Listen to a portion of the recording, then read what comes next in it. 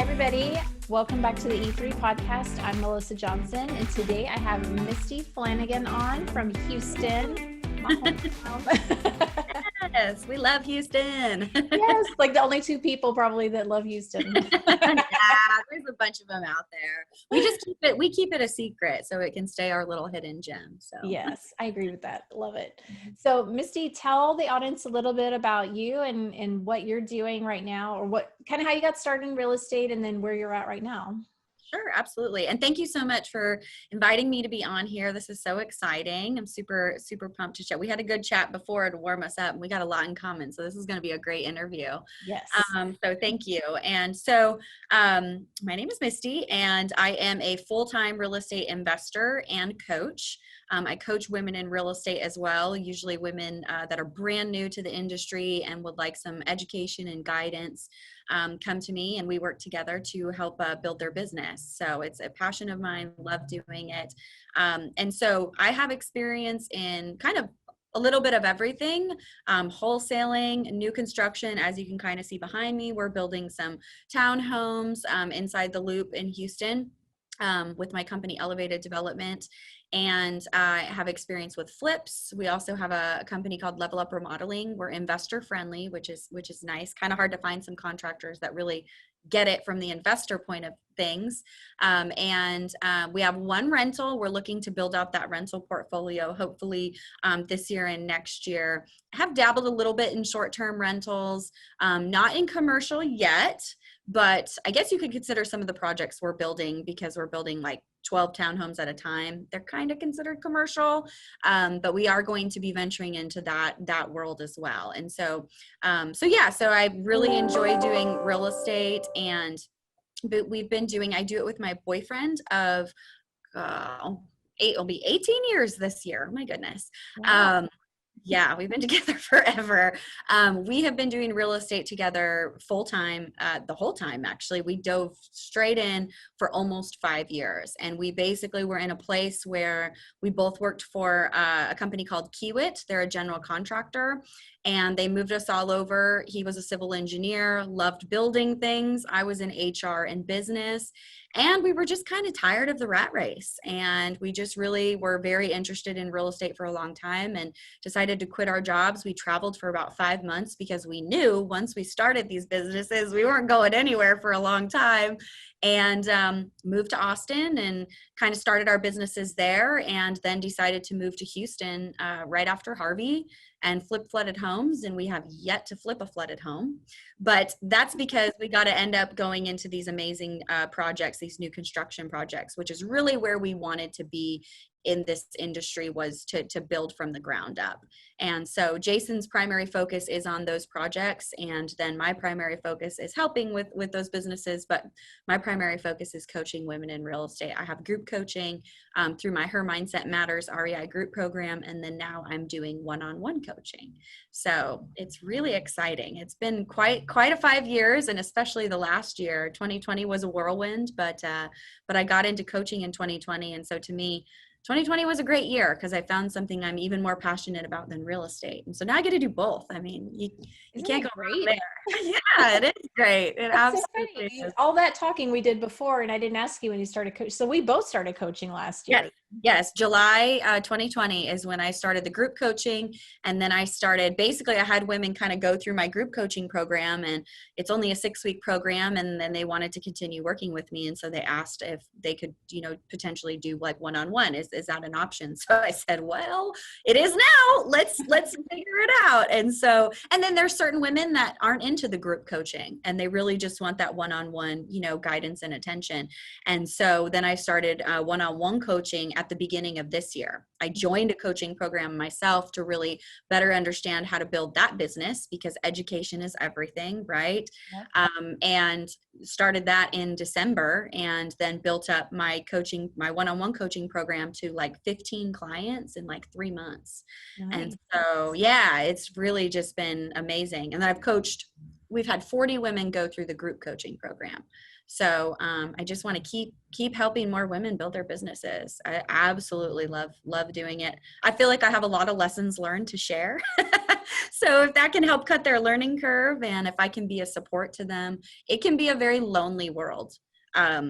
Being an entrepreneur, and also especially being a woman in this industry, as an investor. There's a lot of women that are agents and realtors, but when it comes to the investing side, especially like the development side of things, there's not a ton of us. There's more of us now.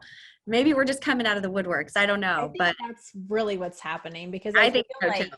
there's all these women doing amazing things, but we're not hearing about it as much. And so, being able to do podcasts like this and stuff and bring these women out and like share what you've got 5 years of experience, you've done all these different type of things. And yeah, like, why reinvent the wheel? Like, I'm a total believer in coaching and mentorship.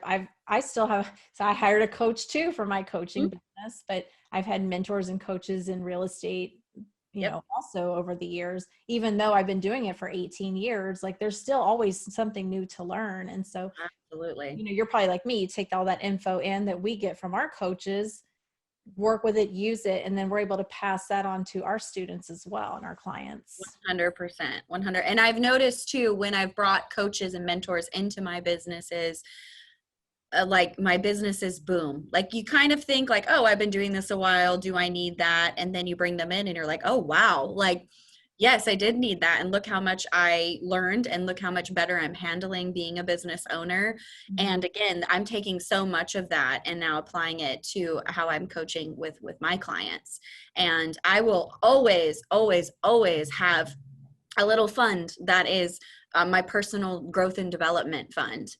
It's, people, it really kind of irks me that people will spend tens of thousands, sometimes hundreds of thousands of dollars on college. And then when they go to learn real estate investing, or even just start any other business, oh, no, I don't want to pay for any education. I just want to, I'm just going to figure it out. Or I just want somebody to teach me for free, mentor me for free, show me everything they've learned over, 18 years for you for free. It's like, what? I paid for that knowledge and expertise, whether I paid somebody or I paid because I made a mistake, you're not, and I feel like I did mentor women actually for about 3 years for free. I kind of just gave it all away. And finally somebody was like, what are you doing? Like, this is valuable information. And actually my very second paid client, she thanked me for charging her, because she had been one of those women that she kind of just came to me with questions here and there, and I didn't have a program. And once she found out I was starting to do one-on-one coaching, she just said, Misty, I don't care what you charge me. I'm in. Can we start now? And thank you for charging. Thank you, because you have all this value and you just were giving it away, and you shouldn't be, and I was like, that was so validating. Because we kind of feel guilty sometimes that it's like, but I'm a giver. I just want to share, but that is worth something. It's worth a lot, actually. And that really helped validate that, okay, it's okay to create a business around this. And actually, the more these women are paying people for the education, the more they show up to their coaching calls. They're literally invested, like figuratively, literally. Exactly. Yeah. That's a big, and I think about that for myself too. We joined a program when we first started in real estate. We paid a lot of money, and we were like, we're in this, like, we have to be in this. We want this. Like, we just invested X amount. Like, we got to make this happen. If we didn't, we could have tried it for a month or two and then gone back to our crappy corporate America jobs that we were miserable at, so it does say a lot when you have to actually invest, financially into yourself, really.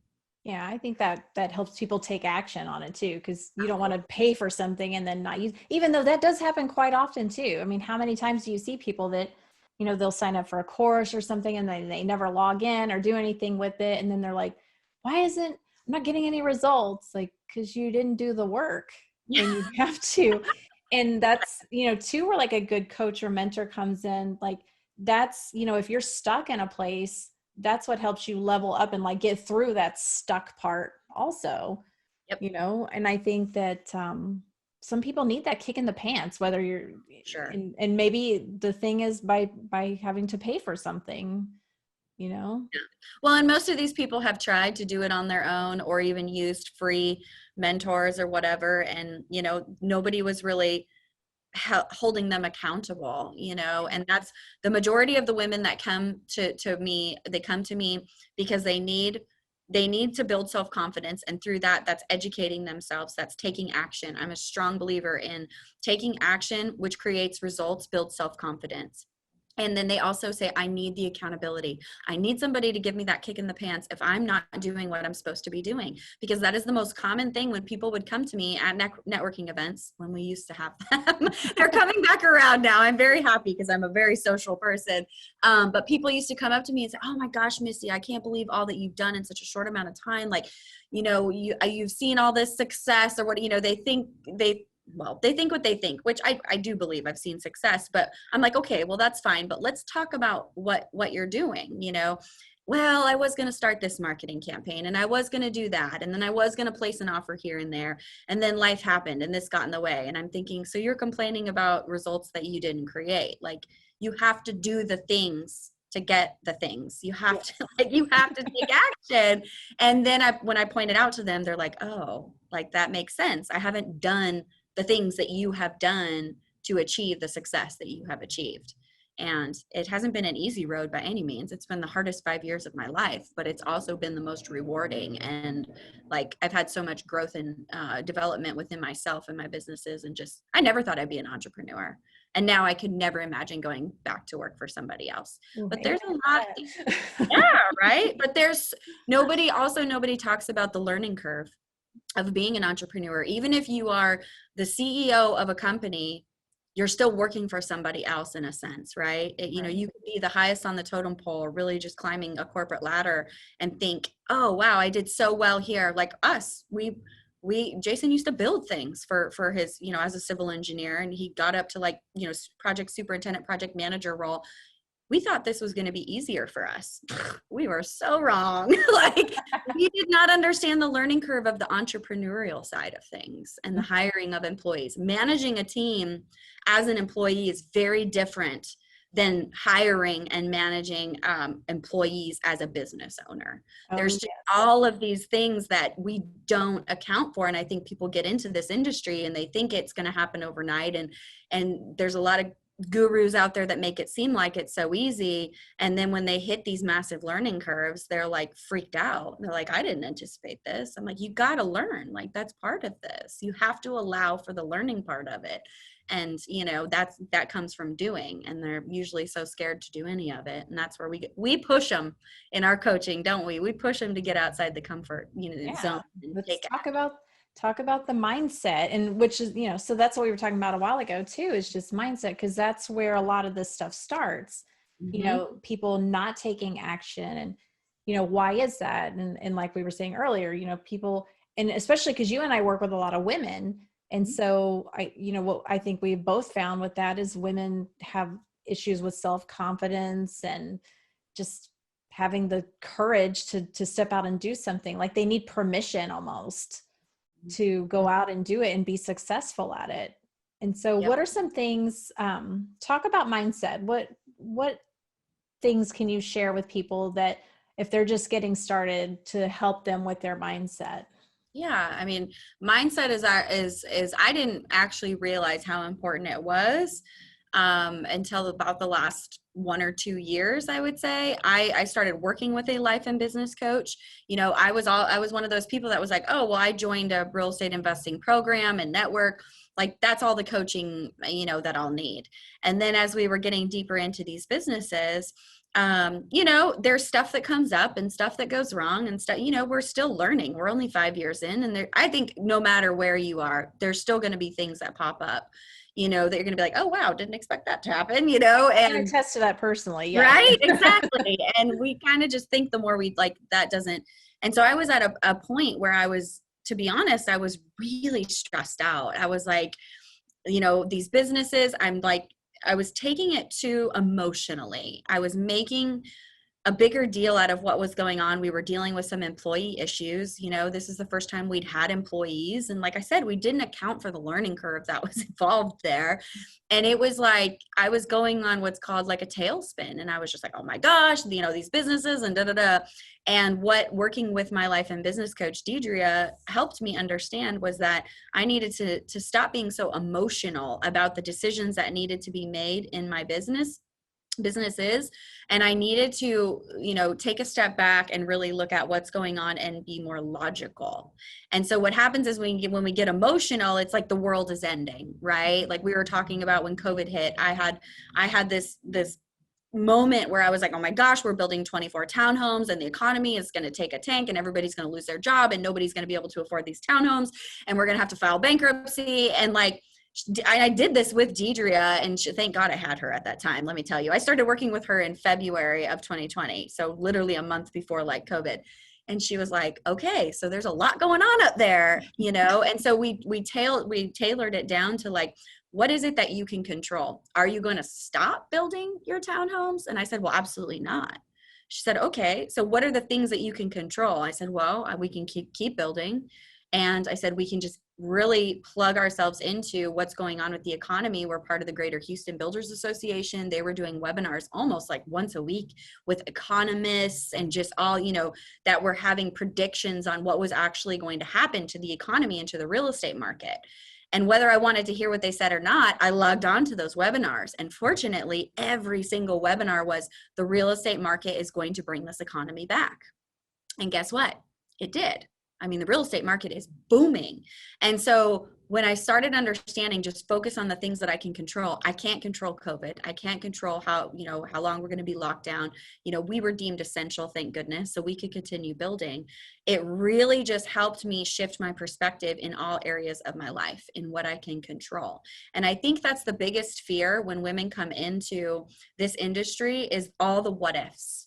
What if I fail? What if I lose money? What if I don't know what I'm doing? What if I say the wrong things? What if, right? Mm-hmm. And that's what holds them back. They're worrying about things that haven't even happened and probably won't. But even if they do, you're going to have the proper tools and resources to handle it. Like stuff is not always going to go right. It's going to go wrong a lot of the time. And that's just part of learning. And that's part of being an entrepreneur and a business owner. But when you look at everything logically instead of emotionally, I'm like, okay, how do we handle this situation? Not, oh my gosh, I can't believe this happened to me and woe is me. And I felt like that was kind of what I was before. Mm-hmm. And now there's rarely anything that ruffles my feathers because I'm ready to just look at it from a business owner with a CEO mindset is what we call it. And really understand what is actually going on, the facts of the situation instead of all of the emotions that I feel about it.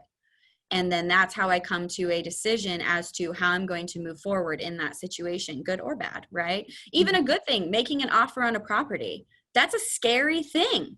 That is a scary thing. I don't care how many times you've done it. You're like, oh crap, like what if that offer price, what if something comes up and I needed, 10 more K in contingency or whatever, you're always nervous, but then you're like, no, guess what? If that comes up, I have this contingency here that I've planned for. You really just are better prepared. And you're just taking all of the emotion out of it. And that's what I think specifically for women, because we are emotional creatures. And I love that about us. But that's how we get in our own way is we overthink everything. And we think the worst is going to happen before we even do one thing in starting to build the business. Your business has already crashed and burned. Mm-hmm. And if that's really where your mindset is, you will never be successful at building that business. Yeah, I agree with that. Like, a lot, especially, thinking about, I had a point here. Like one of the things is how can you like we were talking about, like asking yourself, what can you control and what can you not, what's out of your control. And I think another thing that's helpful too, when I'm coaching people is, there's a lot of fear, right? And it's just like you were saying, I just boil it down to fear, but it is like the what ifs and, mm-hmm. the confidence and the doubt and all this stuff. And it's all based in fear.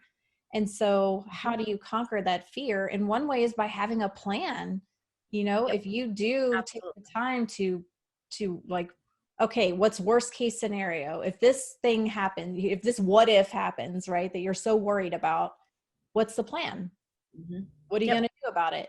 Then that way, like, hopefully that doesn't happen. But if it does, you've thought about it and not worried about it. You've been proactive in coming up with a solution of how you're going to deal with that if that comes up. If, you know, if you're that worried about something, make a plan to figure out how you're going to deal with it.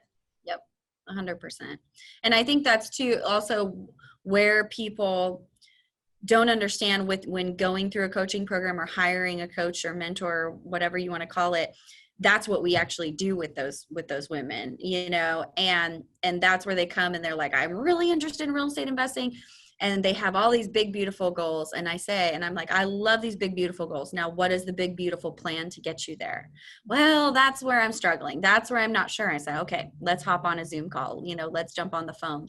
Let's talk about that, because without that plan, exactly like you said, even not to just plan for things going wrong, but just without the plan of how am I going to acquire properties? How am I going to pay for these properties? You know, how am I going to flip them? How am I going to meet these contractors, hard money lenders, whatever it is, like just the initial plan, not even the plan if something goes wrong. If you don't have that plan in place, you know, it's all about the strategy and the steps that need to happen.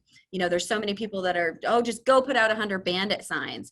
Well, then what happens when, you know, you get phone calls from those bandit signs? Are you prepared to take those phone calls? Do you know how to talk to those sellers? Do you know how to analyze those deals? Do you know how to go make offers on those properties? Like there's, you know, and most of the time they don't. And I've actually know investors that will spend tons of money on marketing campaigns and the phone rings and they freak out. And they don't answer. And I'm like, you just spent X amount on this and you didn't pick up one phone call. Oh my gosh. I wish I was the one answering your phone calls for you, you know? And it blows my mind, but I also understand because they didn't have the education or training to build the confidence behind it. And so they just, you know, immediately like freeze and they're like, oh, I can't talk to this person. What if I say the wrong thing? And that's exactly where you're talking about the fear. And well, that's the opposite side of that is too, like we were saying, what if they don't get any calls? Exactly. And there's your mindset problem, you know, like, oh God, like I just did all this stuff and like nothing happened. I suck. I'm going to quit. Yep. Like you go down the road of just all this, you know, woe is me and I'm terrible. And we jump straight to that instead of actually, again, looking at it logically. Okay, this didn't go right. You know, let's use the scientific method is what we use. You know, what did I do? What went right? What went wrong? What could I do differently? And marketing campaigns are going to go wrong. The majority of our marketing campaigns, like when we first started, I think we launched like 5 marketing campaigns. You know where we got our first flip? At a networking event. We didn't even get one deal from all these marketing campaigns that we spent thousands of dollars on. One, because we didn't really know what we were doing and managing these marketing campaigns. That's so important. There is strategy behind that. And we didn't really know how to talk to these sellers, you know, and you learn that as you go. But yeah, it's really frustrating and talking to other investors. So many of them were in the same boat where they just kind of launched a bunch of stuff and just like Hail Married it and then didn't really know what to do when it didn't work or when it did work. And so either way, you're frustrated and it's like, then where do you go from there when you're in this, I suck, I don't want, you know, I shouldn't do this. I'm just going to go back to work or I'm just going to quit. And that's really what happens. I think that's why people come in and out of this industry so quickly is, you know, they freak out when it gets a little hard. And to me, anything worth anything good, you have to earn. You have to work really, really hard for. And I probably cried more in the last 5 years than I ever have. But looking back now, I'm like, wow, all of those lessons learned has made me the person that I am today. It's also helped me now share those lessons learned with my clients. Like it all makes sense to me now and I wouldn't change anything because now looking back, I know I'm not going to make those same mistakes again. And there's just so much learned that then I can help share that with my clients. And then when I do that, they start to lean into the fear a little bit. Okay, Misty did that and she failed and she's didn't die, you know, and she's still doing this. And that's my biggest thing is lean into the fear. And I rarely do anything nowadays that doesn't make me want to throw up a little bit. If it doesn't make me kind of like, oh, then it's not a big enough goal. And I tell them that all the time too.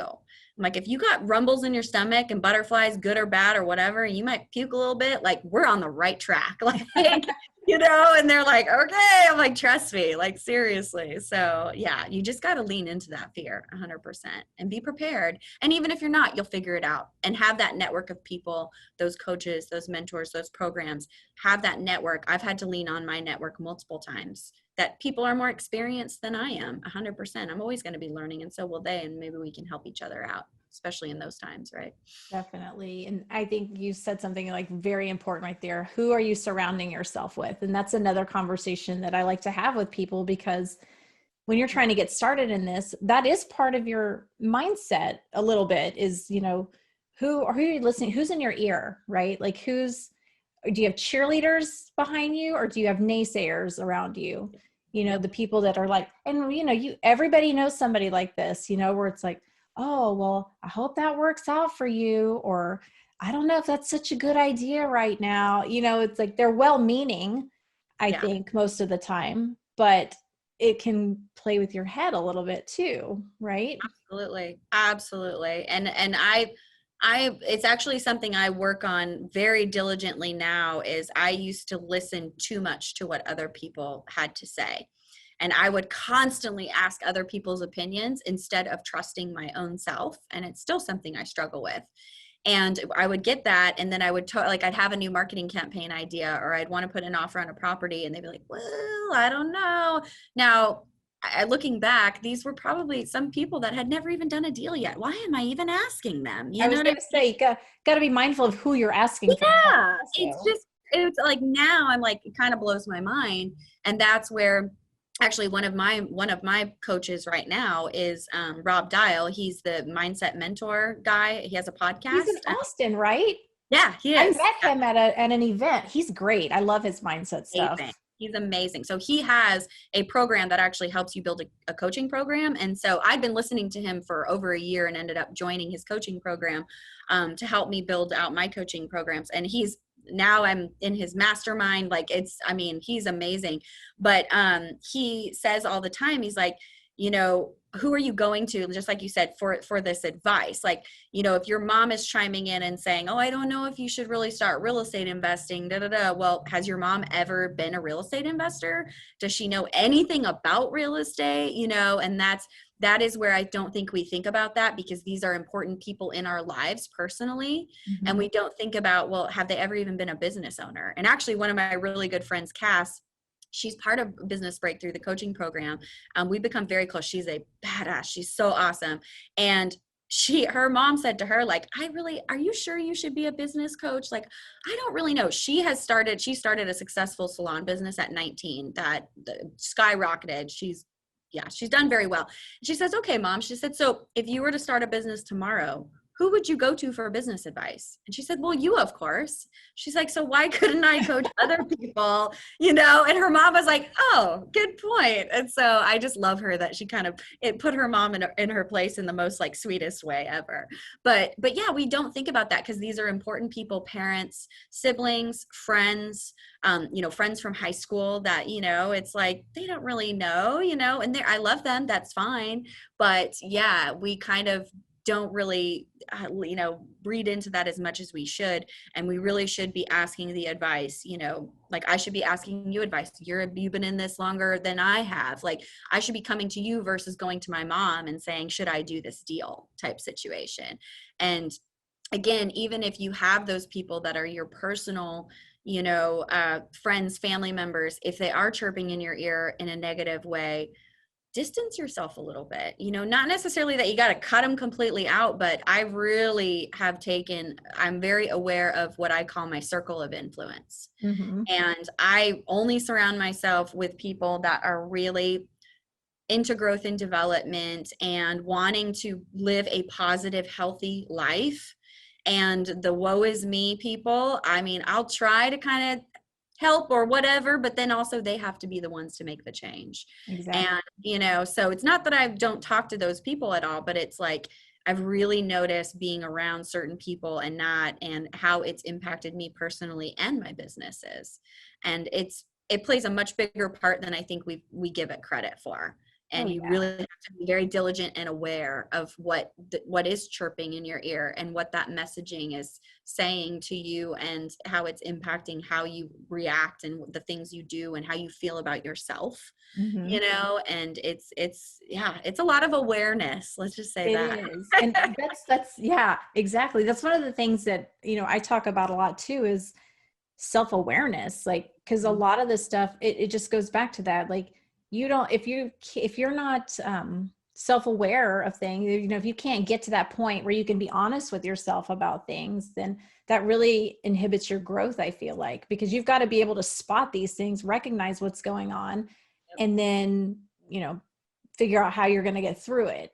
But if you aren't even self-aware enough to realize you're sabotaging yourself, or, the wrong people are in your ear or whatever, and that's something that has to be dealt with. And I also think, like what you said is so important about, it's just a boundary, with these people that might, again, mean well, but be saying things in your ear that not are necessarily good for you.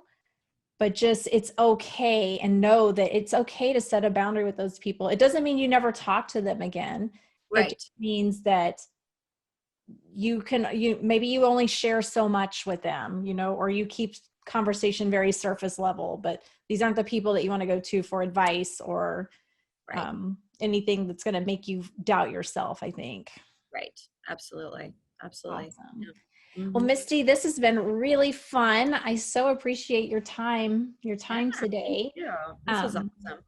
People want to reach out to you. How can they do that? Sure. So I'm all over Facebook. It's really the only social media platform that I know, to be quite honest. So you can definitely find me on Facebook, Misty Flanagan. My email is misty@guidewayinvestmentpartners.com if you would like to email me. I have a lot of people that just kind of DM me on Facebook, and that's how we, connect and whatever else. And then, if you are looking for kind of investor-friendly builder or GC, we have Elevated Development and Level Up Remodeling. Again, we're in the Houston area. And then obviously definitely reach out if there's any women listening to this, looking for some coaching. I want to say one thing about the coaching thing is, there is a lot of coaches out there, and the one thing that's so important is that you really truly find somebody that you can vibe with, and that you have the same kind of morals and values, and how you kind of learn things and understand things. It's so important. And I just want to say that because there is so many awesome coaches out there, and and there's some maybe not so awesome, but it's also maybe just because my style of learning is different than their style of coaching. It's not anything against them, but I think people get into coaching sometimes, they're just like, they don't vet enough. And I'm actually like a big proponent of when women are interested in coaching with me, I'm like, vet me. Like, go and look at my projects, go and look at my websites, go and look at the testimonials of the women that I've coached, and that's in the industry in general anyways. When you're doing a project, when you're looking at potential partners, lenders, those sorts of things. But when you're looking for somebody, because obviously we're both, big proponents of having coaches and mentors, really make sure that they're like the right fit for you. It really does make a difference in the success of, if you're going to show up to those coaching sessions and what you're going to do after those coaching sessions. And, I just kind of wanted to throw that out there because, if I'm right for you, if Melissa's right for you, if somebody else is, like, just really understand what it is that you need and like how that person can kind of help, guide you along the way. So I don't think people talk about that enough either, where it's like really vet those people. Yeah, you do. And I think it is important to vibe with your coach. If you can't, like, it makes working with them so much more difficult. Absolutely. Luckily, I've liked all the coaches that I've worked with, but I've gone through that process myself, getting a coach, vetting them, making sure, like, does this person, have they achieved the level of success that I want? Right. And then is there a clear path to get there? And then just, can I talk to them? Do we laugh? I want to have a close relationship. I kind of laugh and joke with my coach and stuff, but we're also like very business minded. Absolutely. But then with my clients, it's a little bit different, so and I love all of them. Like, I have relationships with all my clients at this point. I know them very well. And yes. You get deep in those sessions. So yeah, I mean, if anybody wants to kind of, reach out, and like, I always, like, there's always what's called kind of an enrollment call to get to know each other, to make sure we're a good fit. I'm a good fit for you. You're a good fit for me. I've said no to people and people have said no to me. And so, and if anybody just kind of wants to take a look at, the programs and like testimonials or whatever, they can go visit www.hermindsetmattersrei.com. And that's our group coaching program. And it shares a lot about what the program is, but more importantly, the testimonials and like who we are and what we stand. And that group is really about building a tribe of women, in real estate investing, to not only educate each other, but really support each other and lift each other up and be a really strong community within this industry. So, and that's something I love all the new women's groups that are I know around now. There's so many of them, and it's just feel like when I got started, there was nothing like that. And now there's so much. So ladies, if you're listening, take advantage of all these resources, all these coaches and mentors and groups, Facebook groups and stuff that want to help and teach and share. There's so many of them out there now. So there's no excuse not to be a part of that. Absolutely. Couldn't agree more. Thank you really so much. It was a blast. Yeah. Awesome. Great. Thank you so much for having me. I really appreciate it. Thank you.